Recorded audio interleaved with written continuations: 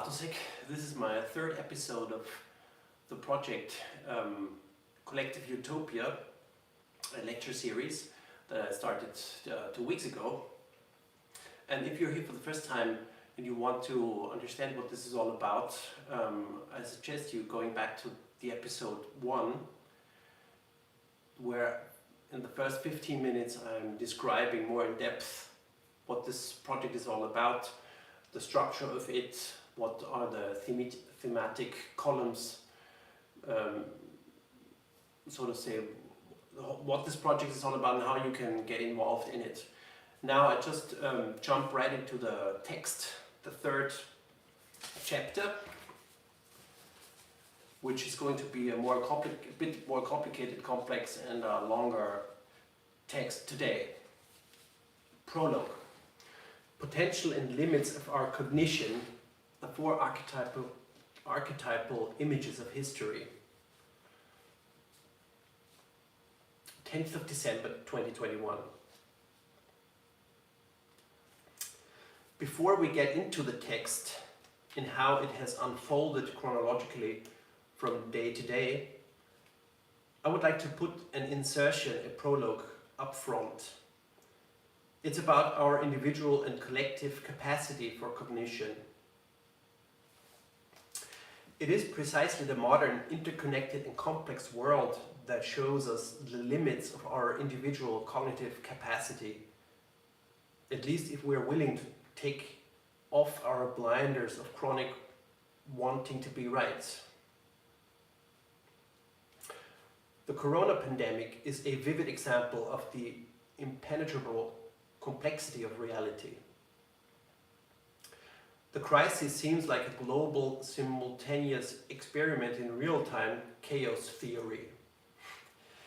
This being overwhelmed by the uncontrollable reality of the nature of the virus presents us individually, socially and politically with problems that are almost impossible to solve, at least as long as we cannot accept that there are complex problems that we as humans are simply incapable of solving. Such an insight, however, stands in stark contradiction to the modern Western self-image of man, who since the Renaissance has been driven by the dream and aspiration to master nature and to have subjugated it once and for all. The confrontation with the otherwise taboo subject of death in our society and the inevitability of death is for us modern progressive believing efficiency people almost an affront to our self-image. We take out countless insurance policies in order to secure and control life, even life insurance policies. Suddenly, we see people dying on television and only now realize that our life insurance does not seem to secure our lives after all. The term life insurance is a label fraud. The overheated discussion about the coronavirus reveal nothing other than our helplessness to deal with the complexity of reality that overwhelms us. Politicians are adopting measures, some of them draconian, that are on extremely thin ice in terms of democratic politics. Due to the complexity of the virus itself and its countless mutations, the unclear origin of the virus and the chaotic actions of politics and society, we will never be able to make a final evaluation and assessment of the corona crisis as a whole. We will never be able to clarify whether the collateral damage of the measures was not worse and more destructive than the virus itself. No single person, no politician, and no expert can oversee the whole complexity and consequences of concrete decisions and measures. It is absolutely impossible. And yet, and probably for this very reason, so many people are given to a fanatic zeal and want to have the whole truth for themselves. If we do not want to fall back into primitive ideological patterns, We should resist the totalitarian temptation to try to artificially dominate complexity by crude categorizations into the good guys and the bad guys. This is not only simply wrong epistemologically, but enormously dangerous socially and politically, leading to a division of society and ultimately to chaos, to civil war and totalitarianism and fascism, in turn to dominate the internal conflict while ensuring the rule of the ruling elites. However, as you will see in the course of my book, I believe that this eroding social process is long underway and irreversible for the time being. For the corona crisis is but a harbinger, a breeze compared to the storms of systemic implosions and explosions yet to come in the decades ahead. We as humanity will hardly be spared to go through the apocalypse as a kind of cathartic transformation process. At the end of this process, there will be a new consciousness, a new collective humility, which will result in an unprecedented, genuine tolerance, acceptance and appreciation for every single living being and its very own point of view. The wisdom of the wisest philosopher of Occidental cultural history, whose work stands at the same time at the beginning of the development of Western culture, beginning and end point of Occidental philosophy, will be seeped into the collective consciousness and then also firmly anchored, meant as the famous sentence of Socrates, "I know that I know nothing." Now, epistemologically, any reasonably enlightened person, and of course any intellectual and professional philosopher, would agree with this dictum, theoretically. However, such a deeply anchored modesty is rather to be attributed to a spiritual faculty than to a cognitive one. That is, there is sometimes a huge gap between the theoretical agreement and the claim to relativize one's own cognitive faculty in view of the impenetrable complexity of truth and the actual urge for validity of the individual, and the endeavor, just out of an inner lack of self-worth, to want to be right at the same time absolutely, respectively to have to be right compulsively. Sometimes the brilliance and intelligence of some philosophers today consists exactly in it to disguise the circumstance skillfully and to manipulate the own followers into the own point of view. One is led behind the light, does not notice that these people want to be right in the first place, and believes falsely that they would be right fully. Because that's the point. Everyone is right in part, and everyone is wrong in part. We only ever plow sections of the whole reality and only ever see tiny aspects of it. All we can do is to intuitively connect these different partial aspects and individual points of view with each other and thus weave a net, which in the best case is able to map or scan the surface of reality and truth. In order to get an intuitive feeling for the spherical shape of the truth in this way, we are dependent on activating all our senses and to use the whole arsenal of human cognitive faculty and to integrate it into our truth finding.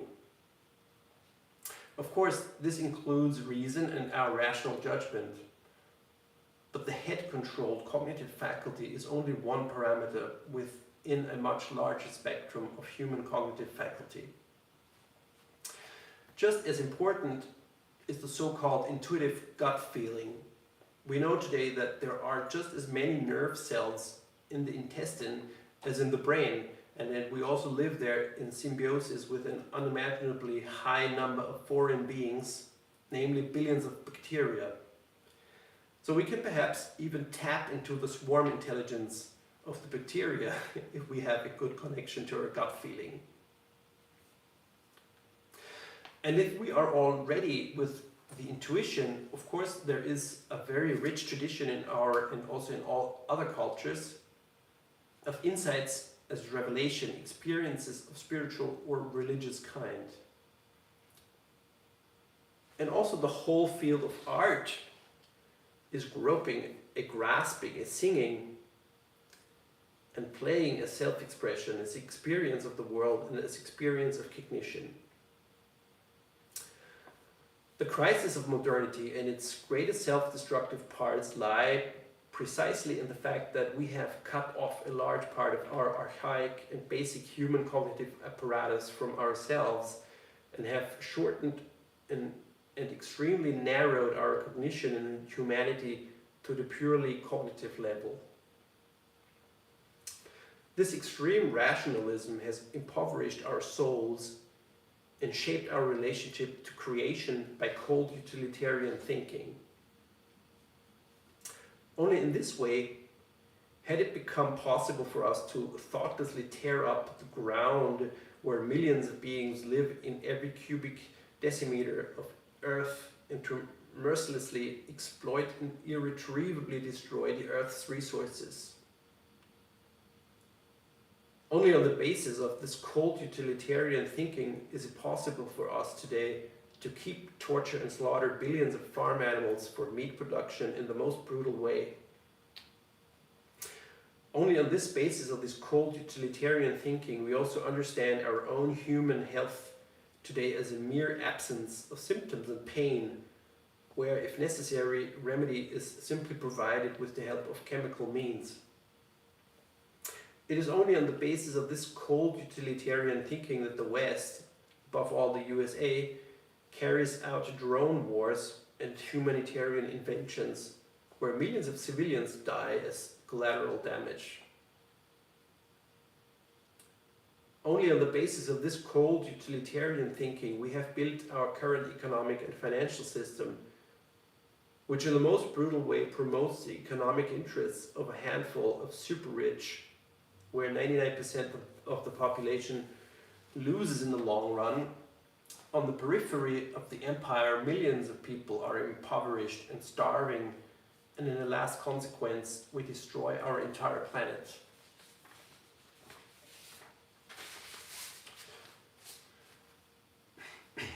As you can see, the question of cognitive capacity, the methodology and the cultural techniques we have developed and used to understand the world in the true sense of the word is not a purely intellectual or philosophical problem, but an existential one.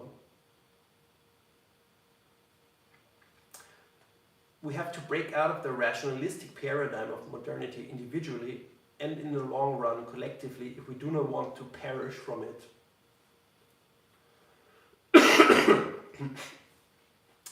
And we will succeed in doing so, but probably only after the apocalypse, whatever that will look like. Back to the problem of individual and collective cognition. Before I go into the social solution of the problem of cognition in more detail, namely in the application of radically democratic swarm intelligence, I would like to introduce once again an image which may help us to grasp the whole dimension of our individually extremely narrowly defined limits of the ability to cognize.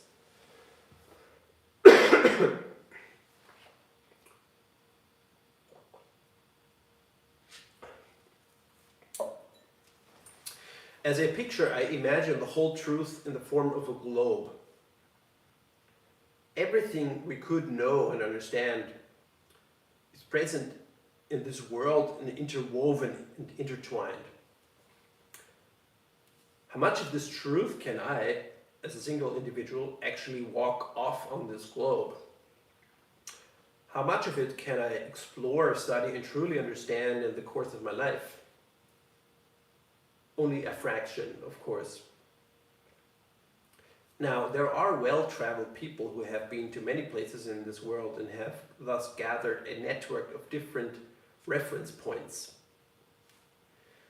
Their knowledge is naturally superficial, but they can perhaps bring together these superficial reference points and thereby get a feeling for the surface texture of the globe and for the three-dimensional shape of the world by guessing the unfathomed interior of the globe and the confluence and curvature of the individual reference points.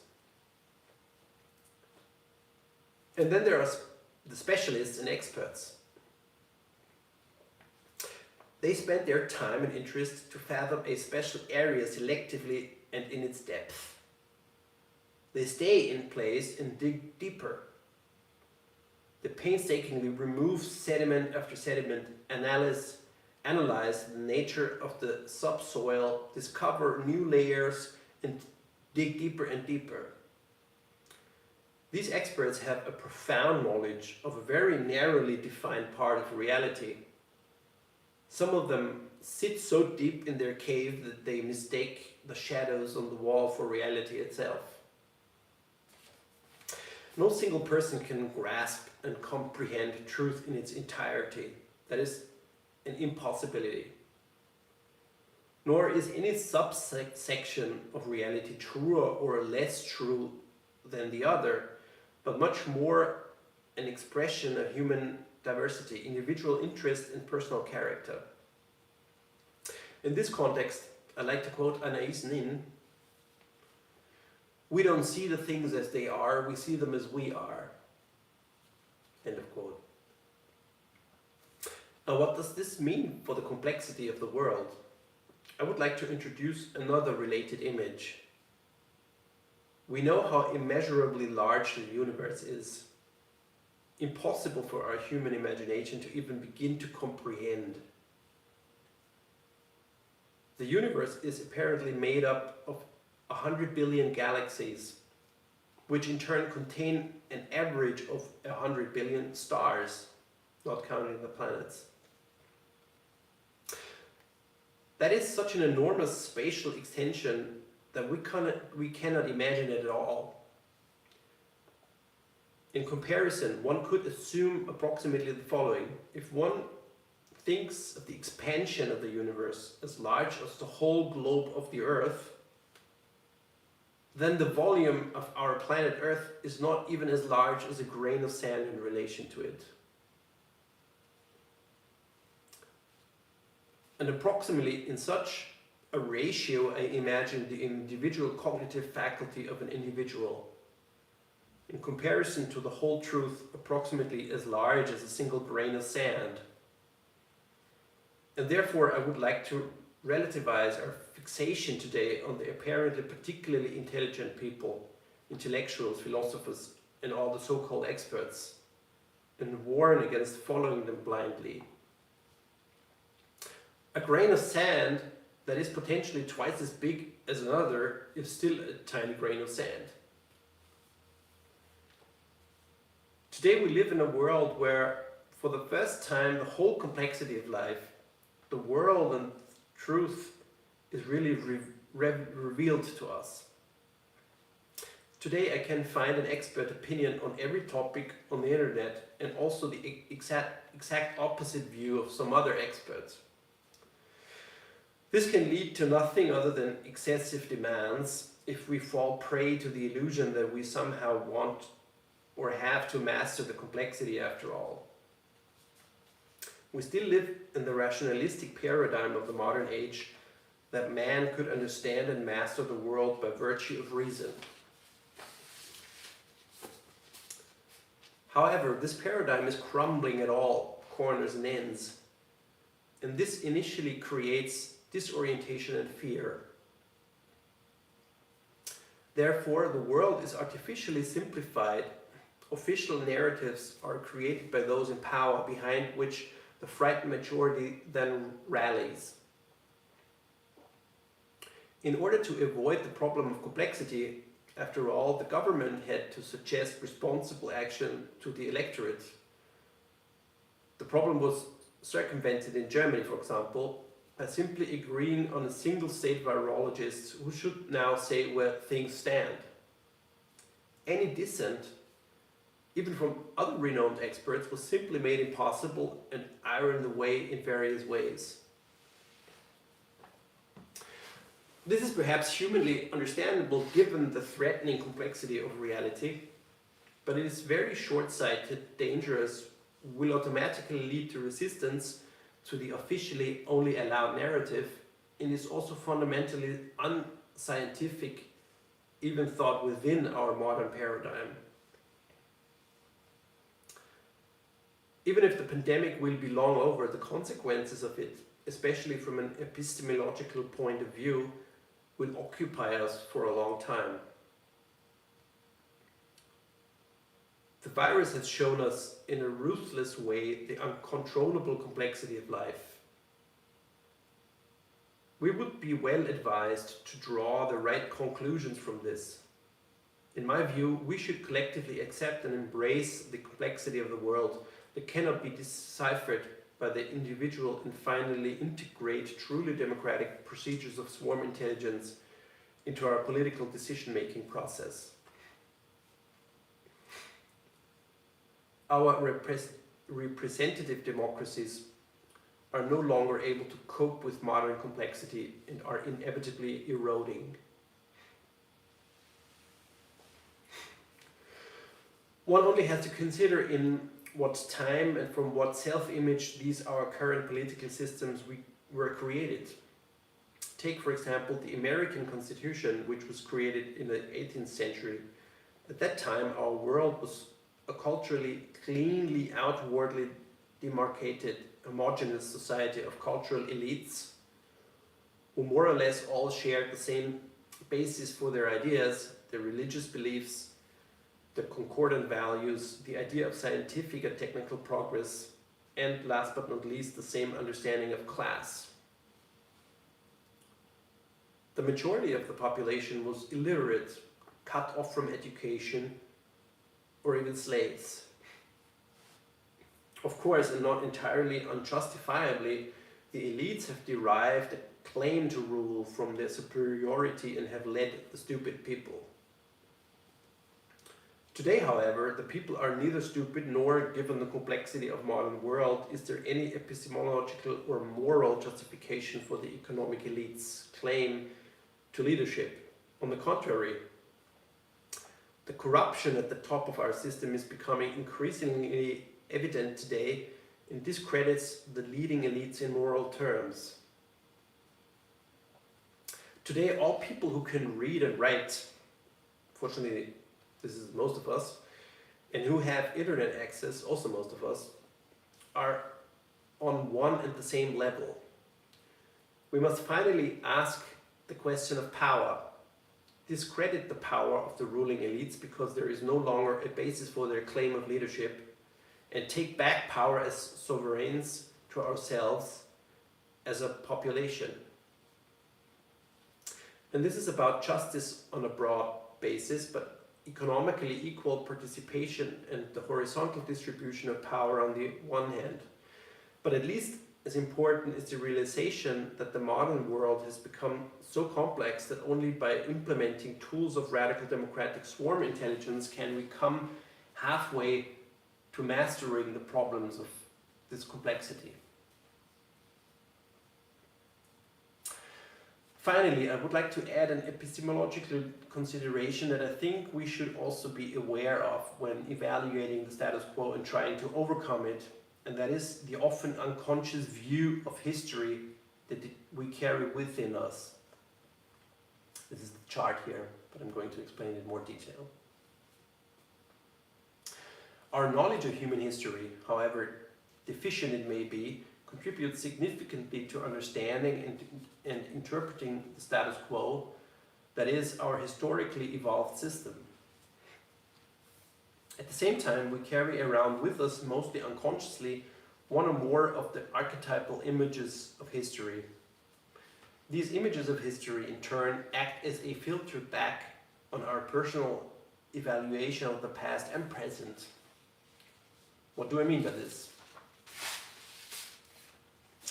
Very strikingly first touched, people believe, case by case, that in former times everything would have been better, or exactly the other way around, that by the progress today everything is better than in former times. Well, of course, now immediately the objection comes, what means then please that everything. You have to look at things in detail and in a more differentiated way. That is of course correct, but it does little to change the fact that we fit everything that has happened into a certain grid, into a superordinate historical picture. It is difficult to answer and perhaps almost impossible why a person tends to adhere to a certain historical image. This historical image of a particular person in turn may reveal more about the person himself than about the story itself. In this respect, it is quite irrelevant how sophisticated the person's argumentation may turn out to be. It may change quite little about the actual or little truth content of the narrative. Of course, the concrete image of history is not only determined by the individual himself, but is also dependent on the respective zeitgeist of an era. I think it is true in most cases that we already carry this historical image a priori into our study of history. It can be very enlightening to think about these different filters and especially to try to reflect on one's own preconceived historical constructions. If we succeed in doing so, we can at least to some extent loosen our attachments and expand the possibility space for other points of view, and above all, learn to value other points of view and to integrate them into our worldview. Roughly simplified, I would like to describe 4 different of these archetypal historical images that always shine through in all historical narratives and cast what is told in a certain form and inscribe a certain thrust or even intention in the narrative. These are, number 1, the teleological, evolutionary, historical image of perpetual progress, dominant in the 19th century. So this going up, the arrow is going up, indicating perpetual progress. Secondly, the loss of paradise, a nature idealizing anti-civilizational image of history, Rousseau, Jean-Jacques Rousseau, the biblical narrative of the expulsion from paradise and the fall of the angels.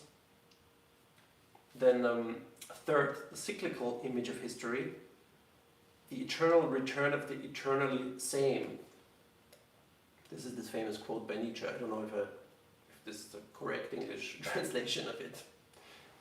Die ewige Wiederkehr des Ewigleichen, Nietzsche. So this arrow indicates that we're turning ourselves and it goes back and forth, but basically we stay at the same place. And fourth, the organic conception of history, of the becoming and passing away of advanced civilizations according to a certain inner organic law. Oswald Spengler, The Decline of the Occident. In all these conceptions of history, the material and the ideal levels are always connected, sometimes with very different weights. Hegel emphasized the notion that the human spirit shapes material reality. His disciple Karl Marx postulated the opposite, emphasizing in his materialist conception of history that the struggle for existence drives history as a perpetual class struggle. The sphere of the spiritual is subordinate and rather a means to an end, precisely of the ruling class to consolidate its status in the competition. At this point, nodal points of the ideas of Charles Darwin, Karl Marx, and later Sigmund Freud meet, who in turn presented the spiritual as an almost organically material function and made the claim that philosophy is the highest form of sublimated sexuality. With all the differences and the distinctions of the disciplines, however, both Darwin, Hegel and Marx are by and large representatives of the first conception of history. the evolutionary history of the earth, nature and mankind is given by a constant progress. Here we should still introduce the distinction that with the teleological idea and intentional thrust of the world spirit or of the class struggle towards a certain goal prevails, with the materialistic evolutionary idea this intention is missing. The evolution would result completely intentionless simply from the fight of the survival and the continuous adaptation, survival of the fittest, of the different life forms within the biological niches and dynamic changes of the life. Even into the late 18th century, this teleological idealistic view of history clearly dominated. First the aristocratic, anyway the clerical, but also the bourgeois cultural elites quite naturally understood the Western culture as a continuously developing, refining and superior to all other cultures. For centuries, this notion of superiority formed the basis for the Christianization of foreign lands, the Crusades and colonization. The colonial masters were still convinced, as a matter of course, that they were not only introducing epidemics into the foreign countries, but were also bringing the blessings of Western civilization to the primitive people there. It was not until the Enlightenment that this arrogant self-image was called into question, and in the course of this, the foundations of one's own culture began to be radically questioned for the first time, namely the dominance and dogmatism of the churches, feudalism, but also one's own view of history, which always had to serve as a justification for the practices of domination common at the time. In this process, other ideas were experimented with, and one of these experiments, in a rather radical and polemical way for that time, simply turned the theological view of history upside down. Namely, it was Rousseau who, in a grossly simplified way, claimed that civilization was not the expression of constant progress, but the exact opposite, that civilization alienated man from his actual animal and innocent nature and forced him into an artificial corset of cultural rules of behavior, thus making man more and more unfree and unnatural. This idea, which was new and unheard of at the time, however, draws on an old biblical image that had always been there somehow, but had been pushed into the background in the cultural self-image of modern times. Namely, the expulsion of Adam and Eve from paradise, or the fall of the angels. In these biblical passages, there's already the idea that there was once a paradisical and innocent original state from which people were expelled by the fall. We were all once angels, but were cast out of heaven. Since then, we have had to give birth in pain and work by the sweat of our brow, coping with the material conditions of this world. This actually very old image of history, which also exists in many non-European mythologies and religions, was catapulted again into the European consciousness by Rousseau in the course of the reflection process of the Enlightenment, although not based in religion, but as an idea of a natural primal state of the innocent, animalistic primal man on this material world. The third described conception of history is the cyclical one, which Nietzsche had also described as a rejection of the belief in progress of his time, as the eternal return of the eternally same. In it, the idea prevails that there is no real progress, but that the whole culture actually only revolves around itself and in a circle, and everything as a kind of changing fad always returns, establishes itself, becomes boring, goes out of fashion, disappears and then later is lifted out of oblivion and enters our consciousness again. But in principle, we treat water and what we experience as change, development, or even as progress is nothing other than this perpetual cycle of a circular motion. The fourth view of history certainly has its precursors in the 19th century as well, but it is systematically elaborated for the first time by Oswald Spengler in the 20th century, and that is the organic view of history. This view became possible at all by the comparative historical research of different cultures and advanced civilizations in other parts of the world. In the process, Western historians have come across the remains and sources of past advanced civilizations, including those in Greece and Italy, the antique ones, in Mexico, Egypt, or China. Naturally, people have asked themselves why and how these advanced civilizations developed, how they came to flourish, and why they passed away again, and today only remnants of them remain. On the basis of this comparative cultural history, Spengler developed this organic model by postulating a natural life cycle for advanced civilizations of about 2,000 years.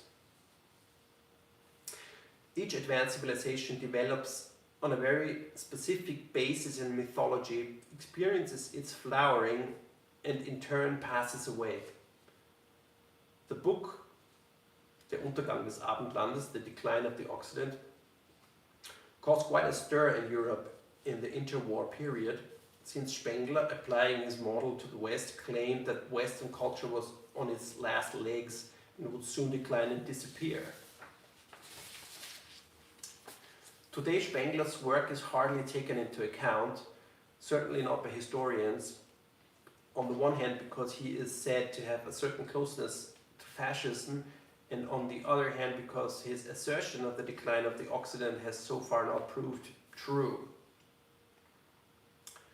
Two objections to this, however. Spengler was not personally ideologically a fascist. He decisively rejected Hitler as primitive. But from his view of history, he was of the opinion that after a short, chaotic democratic phase, it would be inevitable that the West would now enter into a totalitarian phase, precisely the historically last phase of Western culture. In this last phase, Europe would be led by the great statesmen comparable to the Caesars in the Roman Empire. The individual countries would expand in wars, inflate to an unsustainable size, and finally implode or perish, just comparable to ancient Rome. But in a similar way, this is how it has happened with all other already past advanced civilizations. In Spengler's conception, this represented a natural, unavoidable, organic process of the becoming and passing of cultures. And that is why he did not actively rebel against fascism, because he was of the opinion that this historically conditioned could not have been averted. To the second objection, that Spengler's prognosis of the fall of the Occident did not come true.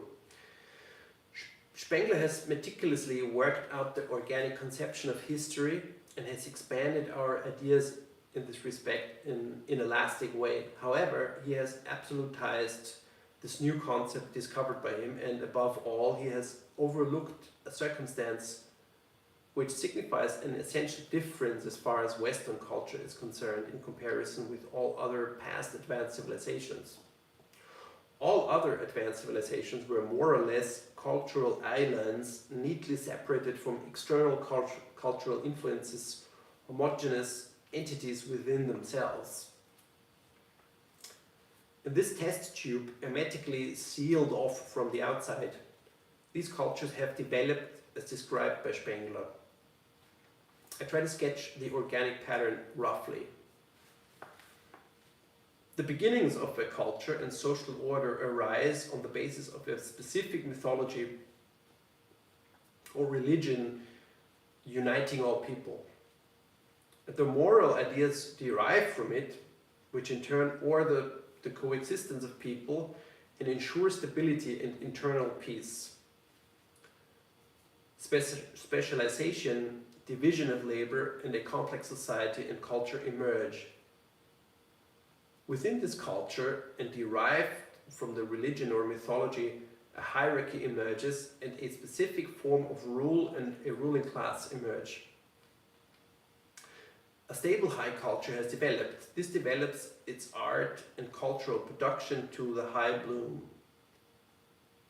However, little by little, the form of rule decouples from its religious moral origins that had legitimized it.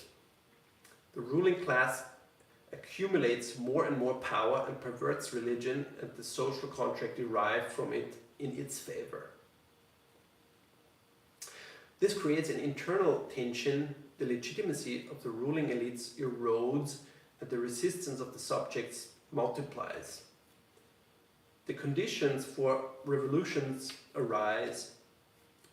Due to the increasing chaos and the threat of revolution, the population is more and more oppressed. The government uses more and more violence against its own people, loses all legitimacy, and an open conflict and civil war-like conditions arise. In this chaos, the old nobility is deposed and leaders who make promises of greater justice and participation to the people gain the upper hand. At this point, forms of greater participation and equality or democracy often actually emerge temporarily. However, the people who now want to get involved are difficult to lead, and divisions and camp struggles, internal conflicts, and chaos ensue. Coupled with chaotic economic dynamics and unstable, complex financial systems, the breeding ground for totalitarianism emerges, which has now long left religion behind as the origin of culture.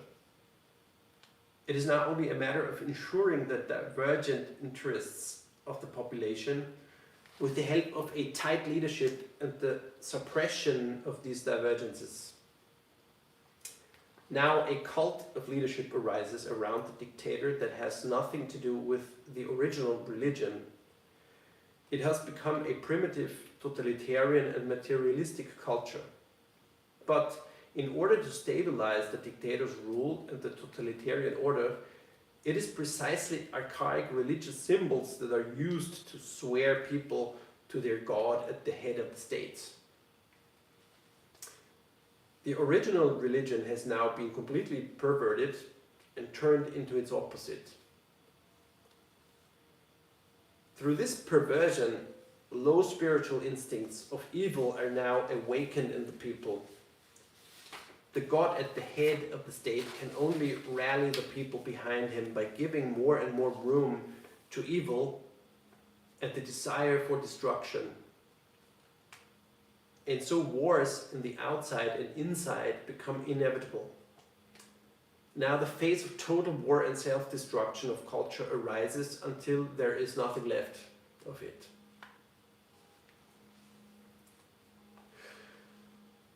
One might now assume that if, for example, Germany had been a self-contained culture on a separated island, that National Socialism would have represented precisely this phase of ultimate self-destruction. That nothing would have remained of the German Reich and the German high culture today. The population would have reduced itself in bloody civil wars, and the survivors would live today in the ruins of their old culture, growing turnips and fighting for their daily survival. That this is not so, we as Germans have to thank, on the one hand, the intervention of the powers from outside, the reconstruction program of the Allies after the war, and perhaps most importantly, the influx of other cultural and spiritual influences from all over the world. The last aspect is so crucial because the total reversal of values is possible only within a closed system. And this is what Spengler had overlooked The downfall of Germany and of the Occident was averted by the fact that after the Second World War, through defeat and through the influence of the free world, first and foremost America, but also the Eastern traditions, Germany had opened itself to this free cultural influence from outside. I think that if you think about the different archetypal images of history, you realize that there is something to all these models, and they are all somehow proportionately right and proportionately wrong, because in their pure form they are too short-sighted. The single human being, the union of single human beings to societies, and then still in addition within the temporal development stages of the past, present and future, is so complex that every attempt to force the history into a coherent system is too short-sighted and must fail. I think that all these models have their evidence and interpenetrate each other. In my opinion, the crucial factor is the temporal one. Depending on the temporal dimensions in which one thinks, the one or the other model tends to be more evident. I believe in an evolution of mankind, but perhaps one should then also think in evolutionary time sequences of millions of years, not within a few decades or centuries. I also believe that at the moment we are in a movement of cultural decline in the West. So the decline of the West, after all? Yes, partly. And that we are in the final stage of globalized capitalism, and we are facing enormous collapses. After that, however, zero hour will come again, and we will start all over again. In other words, a cycle. Already Mark Twain said, history doesn't repeat itself, but it rhymes. That's an accurate saying because it gives room to the blur. And I also believe in a loss of paradise that is the second model of history. However, like Rousseau, I think less of an animalistic, happy, primal state of pre-civilization man, but rather in spiritual, biblical dimensions of the angelic fall. For what all the historical narratives cannot explain is where we come from, where we go after we die. Is the whole life just a random cosmic joke? I don't think so. We all carry very real longings for love, for beauty, freedom, and the archetype of longing for paradise, according to Mikia Eliade. These longings are real, and even if their manifestation is waiting for realization, they are already real today as effective powers. Where do these longings come from? If they were outside our possibility space, they would not exist. Thought in the theological model, the whole human history strives for this realization, for the realization of heaven and earth. That we are far away from the realization of this in the whole world is self-evident. We do not know how long it will take, but we can say that the longing is already real, and we can already begin to build this future in a small way and in the now. And in view of the complexity of life and our individually extremely limited capacity for knowledge, as hopefully exhaustively presented in this prologue, we are well advised to bring together all our individual perspectives, experiences, different talents, and our aspiration for a better, fairer world, and work together with the help of suitable means of swarm intelligence to build this future. We will only be able to solve today's complex problems together and radically democratically. Our old representative democratic systems are too sluggish and not adaptable enough for the radical change that is inevitable ahead of us. We should not expend our energies in the first place grinding away in the old sputtering gears of the status quo of our economic and political system. Instead, we should anticipate 0 hour today and pretend that our system does not exist. In this way, we can start completely free from 0 and come up with completely new rules of the game that, for the first time in human history, are really completely free from exploitation and that assure real freedom for all people and attach the same high value that the good Lord gave us. When we reach this point with the group of people, only then should we consider in the next step how we can work with our project into the present and into the status quo. But not as a reaction to the status quo, but as a completely free creation of another reality. A collective utopian future which is already now beginning to manifest itself in its first features.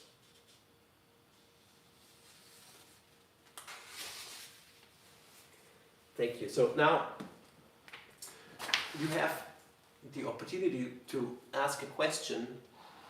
If you want, you can write it into the chat and I try to answer it.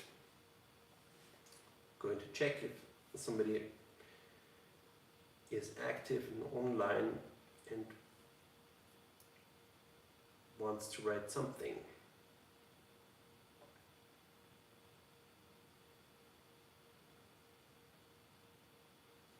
Okay, so let's see.